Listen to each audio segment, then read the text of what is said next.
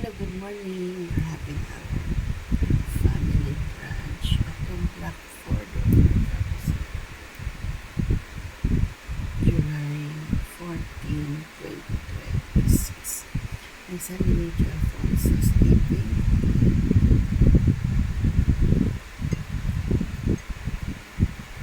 We're having Mickey Bihon with radish cake, Chinese radish cake. Christmas in Foy with a signature of Albert Lee. 74 years of Singaporean retired. Only named Decent Foy. Retired in Singapore. Such things there. Alfonso itong Blackford Road tapos Singapore. Mickey Bihon with the radish cake and eggs. Enjoy Singapore, our family lunch. Minsan din Alfonso State.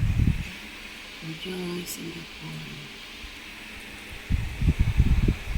July 14, 2026. Enjoy Singapore.